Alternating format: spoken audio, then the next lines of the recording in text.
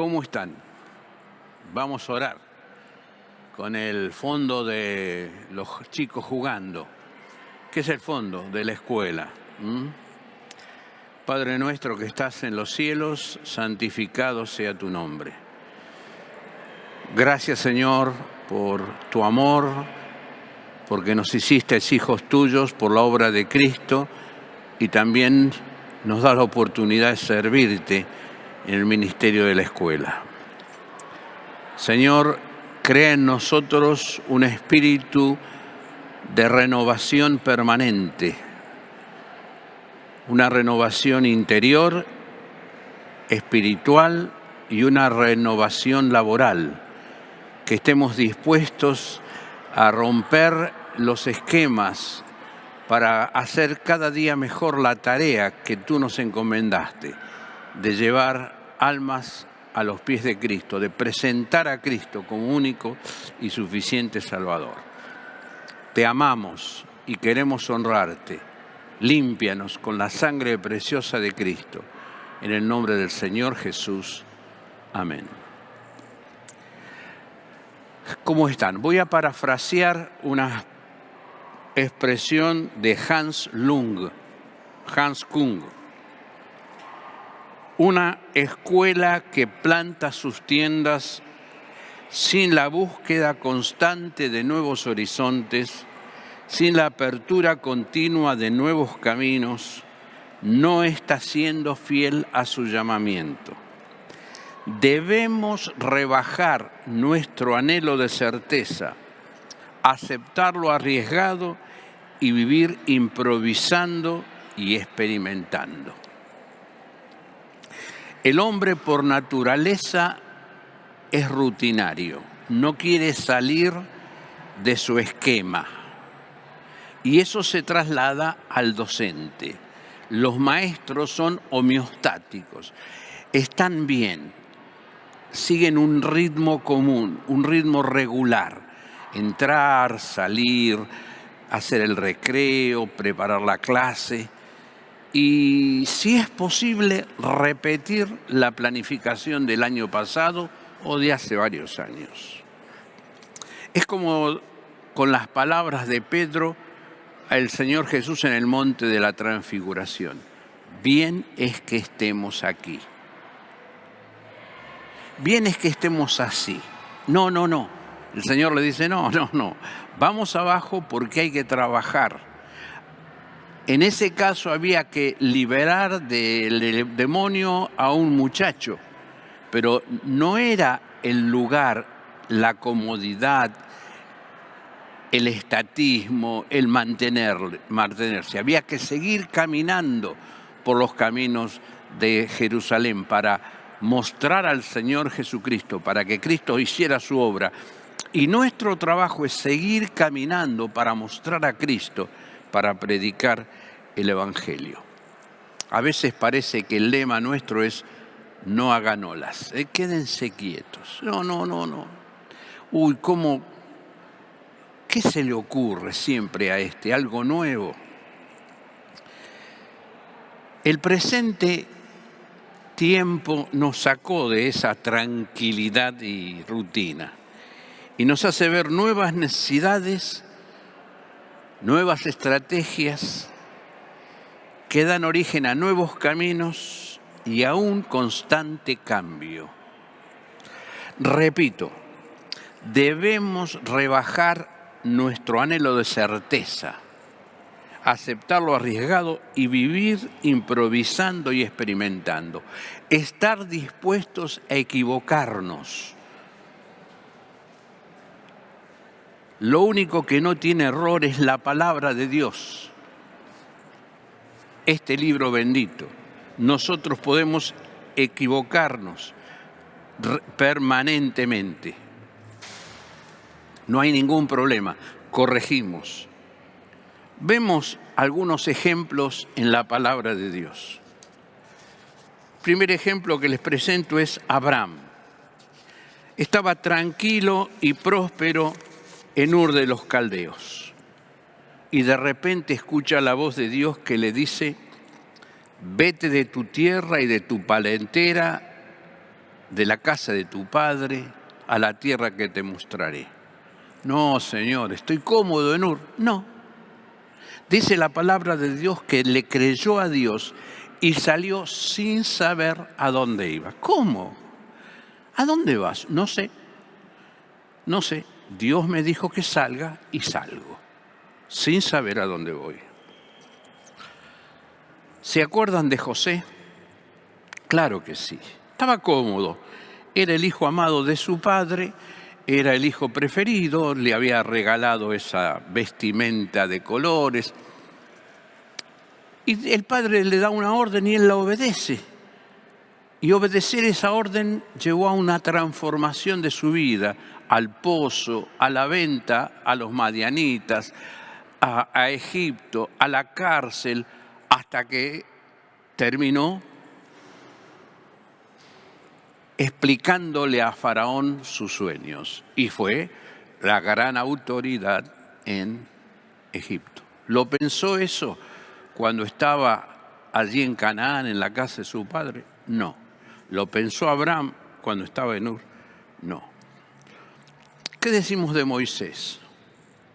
Moisés, salvado milagrosamente por esa disposición de su madre de hacer la canastita, lo encuentra la hija del faraón, se lo lleva al patio, al palacio, lo pone en un lugar de privilegio, es como un príncipe, tenía autoridad, y de repente reacciona con el furor de su sangre israelita, mata al egipcio y tiene que huir.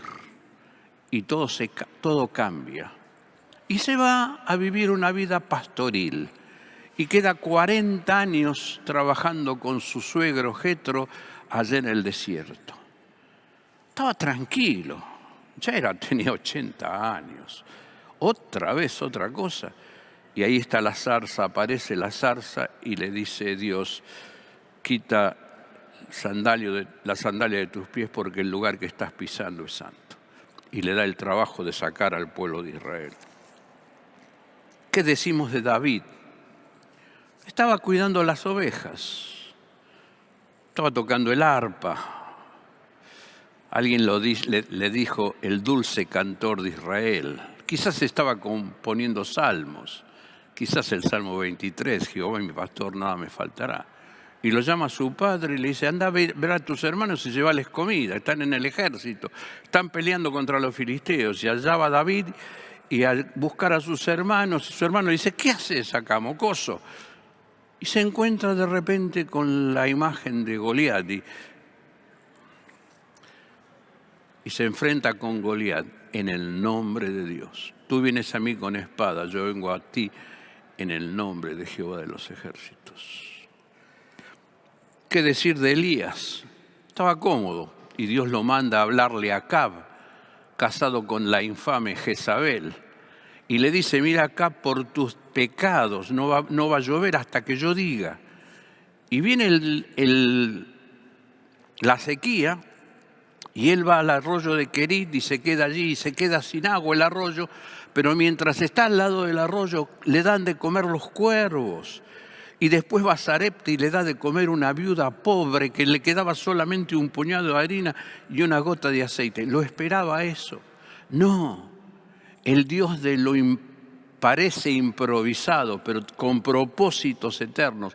Dios estaba guiando a cosas nuevas a su siervo Elías.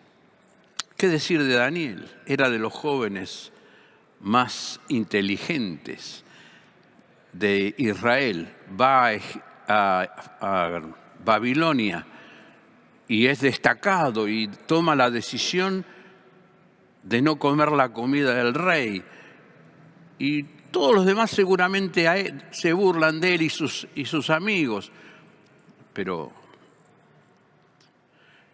Dios lo honra porque está dispuesto a hacer lo que Dios quiere, que es distinto a lo que todos hacen.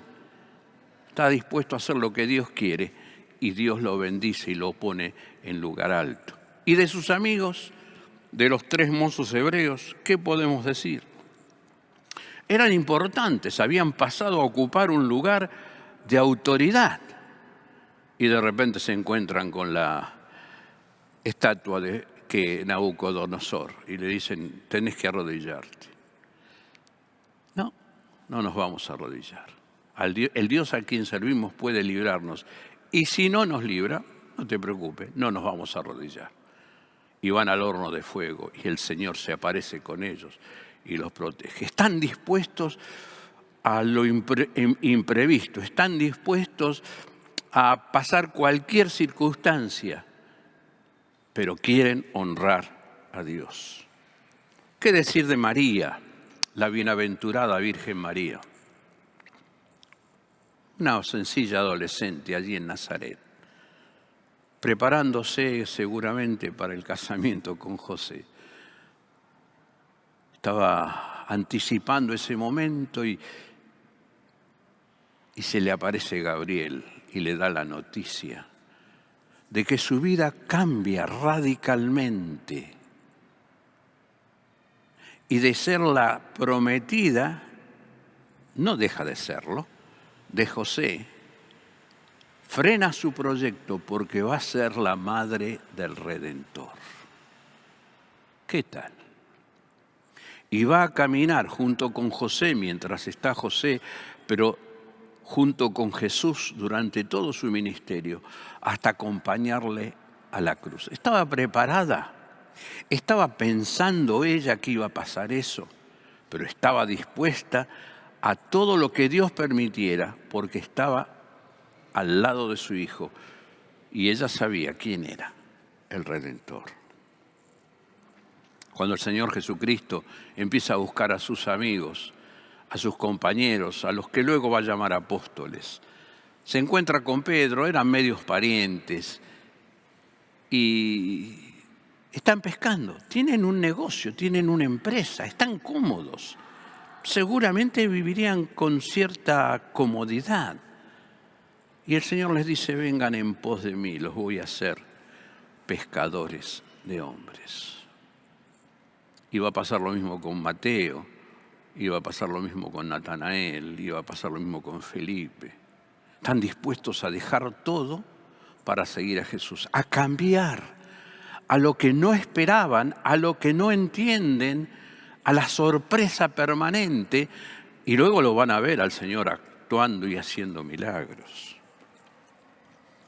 Saulo estaba persiguiendo a la iglesia y se encuentra con Jesús. De perseguidor a perseguido,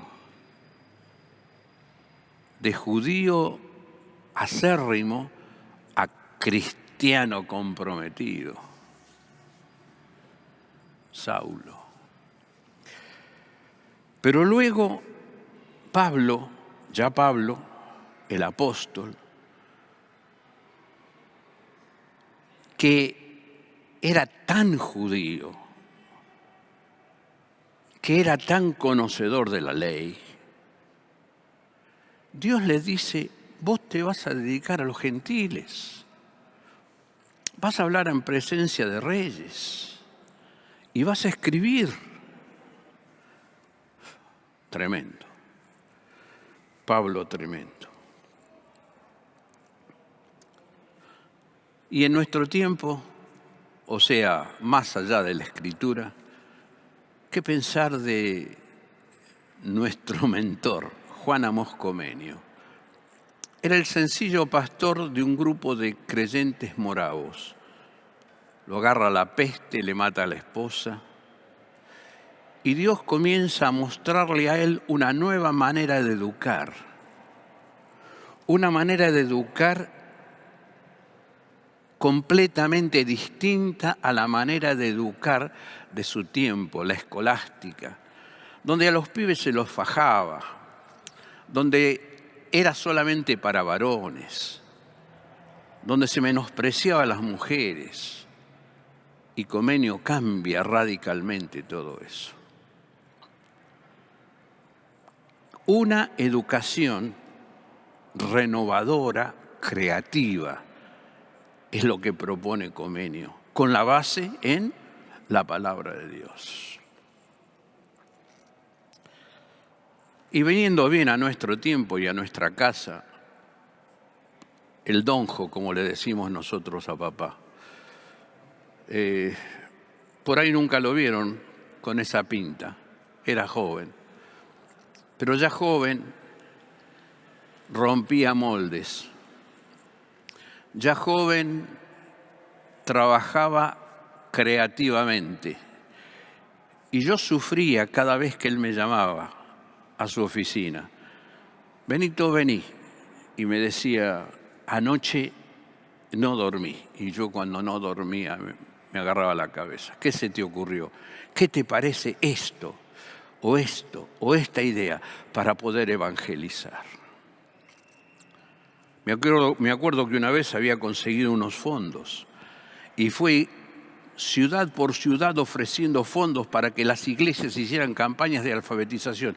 Y les decía, yo no me meto con ustedes, yo les doy el dinero para que hagan la campaña de evangelización. Este dinero es para predicar el evangelio. Ningún grupo de iglesias hizo una campaña. Otra vez compró en Brasil una casa rodante para ofrecérsela a los misioneros y para que recorran el país. Un solo misionero vino y la pidió prestada. Los demás, nadie se interesó. Pero él siempre creativamente, buscando hacer cosas nuevas. ¿Qué los caracterizó a cada uno de ellos? Una constante búsqueda y obediencia a la voluntad de Dios. Un Dios creativo, un Dios que hizo los cielos y la tierra. Frente a una flor, mi corazón se eleva a Dios en oración y es cada pétalo un encuentro o un encanto para mí. Así decía el Trío Mar del Plata. La creación nos habla de la creatividad de Dios. Y esa creatividad es fruto de la persona del Espíritu Santo. Y el Espíritu Santo está en el corazón. Si entendemos nuestra tarea en la escuela como voluntad de Dios, debemos estar dispuestos a enfrentar lo que se presente y lo que haya que hacer. Debe limpiar la suciedad, las circunstanciales, hasta asumir responsabilidad de conducción. Debemos estar dispuestos a superar las circunstancias y el quietismo hasta si es necesario emprender responsabilidades de conducción.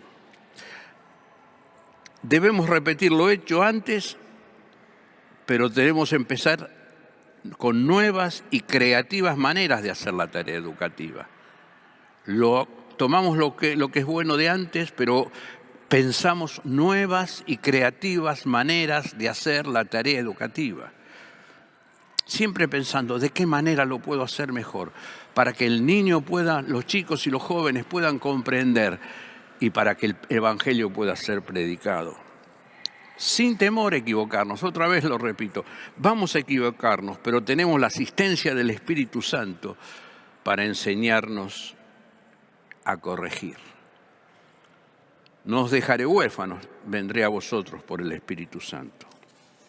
Por ejemplo, a esta edad, como FESEA hemos presentado un proyecto de centro cultural cristiano en Moquehue, en Aluminé, cerca de Villa Pegüeña. Y alguien me dijo, a esta edad te metes en nuevos proyectos. A esta edad se meten en nuevos proyectos. No hay problema. Ya tenemos funcionando el proyecto de la alfabetización y lo tomamos hace poco. Y cuando el Señor nos corra, o sea, nos lleve, hay otros con visión, dispuestos al cambio, a la creatividad que siguen con la tarea. Vamos a pasar. Pero mientras estamos, tenemos que estar dispuestos a lo nuevo, a lo creativo, a la renovación. Y cuando el Señor nos lleve, el Señor queda. El Señor queda. Como escuela somos las más destacadas. Pero nos contentamos con eso. No seremos sensibles y obedientes a la voz de Dios y estaremos dispuestos al cambio, a nuevas estrategias, a nuevas experiencias, arriesgando, improvisando, experimentando. Entreguémonos en las manos de nuestro Dios y eso se hará realidad. y solo para su gloria. Que Dios les bendiga.